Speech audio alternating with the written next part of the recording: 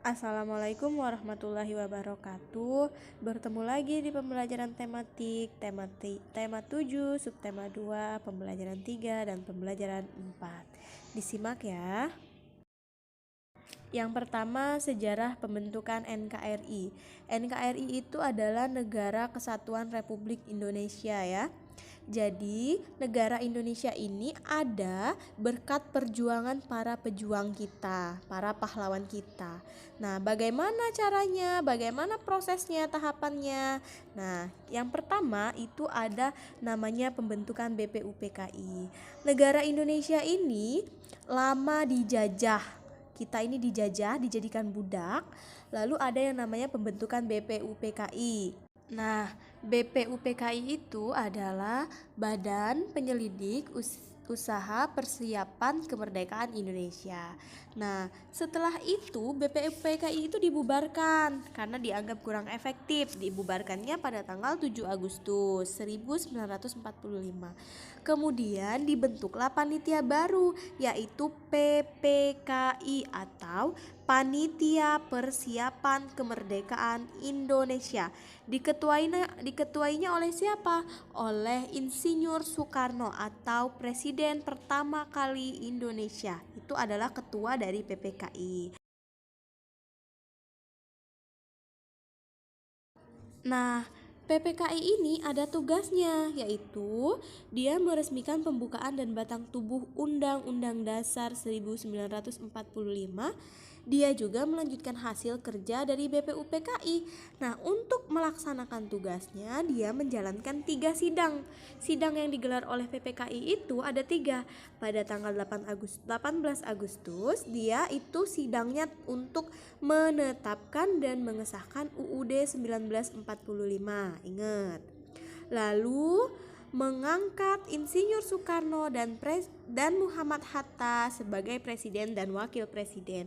Jadi kita itu mulai ada presiden pada tanggal 18 Agustus setelah diadakan sidang oleh PPKI. Kemudian pada sidang yang kedua tanggal 19 Agustus itu dia membentuk 12 kementerian dan 4 menteri negara. Jadi negara Indonesia ini dijalankan oleh menteri-menterinya, atau kalau kata kita tuh dalam satu sekolahan itu dijalankan oleh guru-gurunya gitu ya. Nah, ada sidang yang ketiga pada tanggal 22 Agustus 1945. Itu apa isi sidangnya? Dia membentuk Komite Nasional Indonesia Pusat atau KNIP. KNIP ini untuk apa? Untuk sebagai pembantu presiden sebelum lembaga-lembaga negara itu sesuai UUD itu resmi dibentuk.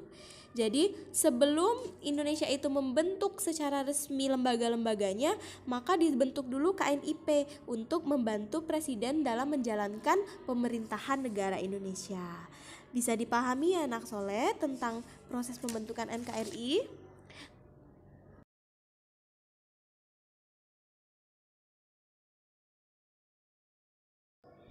Nah, selanjutnya peristiwa heroik setelah kemerdekaan. Nah, setelah kita merdeka, masih ada peristiwa-peristiwa lagi anak soleh. Nah, yang pertama itu adalah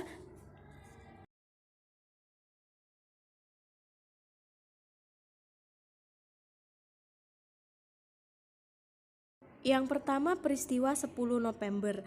Nah, pada tanggal 10 November ini adanya pertempuran sengit antara tentara sekutu dan rakyat Surabaya. Jadi, salah seorang pemimpin barisan kita ini, dia berapi-api untuk membakar semangat rakyat Surabaya ini untuk melawan tentara sekutu tadi. Nah, yang kedua ada pertempuran Ambawara. Pertempuran Ambawara ini terjadi pada tanggal 20 November sampai 15 Desember. Jadi setelah merdeka itu juga masih ada pertempuran ya anak soleh. Nah, pertempuran Ambawara ini masih dilatar belakangi oleh tentara sekutu. Dia melanggar perjanjian keamanan untuk melucuti senjata tentara Jepang yang sudah kalah Jadi tentara Jepang itu udah kalah tapi dia melanggar perjanjian. Yang ketiga ada Bandung Lautan Api. Nah, Bandung Lautan Api ini pada tanggal 21 November 1945. Itu tentara sekutu itu dia membakar, jadi menggosongkan Bandung bagian utara. Maka adalah lagu Bandung Lautan Api itu. Sekarang sudah menjadi lautan api, mari bung rebut kembali. Nah, Bandung itu dibakar oleh tentara sekutu. Itu ya peristiwa heroik setelah kemerdekaan. Jadi Bandung itu dibumi hanguskan atau dibakar.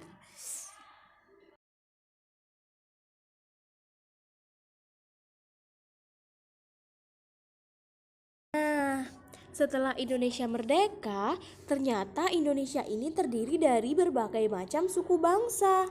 Tetapi adalah muncul yang namanya Bhinneka Tunggal Ika. Walaupun berbeda-beda, tapi tetap satu. Jadi rakyat Indonesia ini bermacam-macam, tetapi tetap satu, yaitu Indonesia. Nah, unsur kebudayaan bangsa Indonesia. Unsur kebudayaan bangsa Indonesia ini ada kepercayaan. Kepercayaan kita ini berbeda-beda ya. Dalam bangsa Indonesia ini kepercayaannya beda-beda. Lalu mata pencariannya, tentu dong yang tinggalnya di daerah pantai pencariannya menjadi nelayan. Yang tinggal di daerah dataran menjadi petani. Nah, itu mata pencarian kita berbeda-beda. Yang ketiga, teknologi dan peralatan. Tentu dong teknologi dan peralatan kita ini se-Indonesia ini berbeda-beda. Teknologi yang ada di daerah Jakarta misalnya itu berbeda dengan yang ada di daerah Palembang. Kesenian tentu dong, contohnya tarian. Tari dari Jawa Barat sama tari dari Sumatera Selatan itu pasti berbeda. Nah, bahasa daerah pun berbeda-beda. Tetapi dari perbedaan kebudayaan ini tetap disebut Bhinneka Tunggal Ika, atau walaupun berbeda-beda tapi tetap satu, yaitu Indonesia. Oke, cukup sekian pembelajaran kita pada hari ini. Semoga materinya dapat anak soleh pahami ya. Bunda akhiri, wassalamualaikum warahmatullahi wabarakatuh.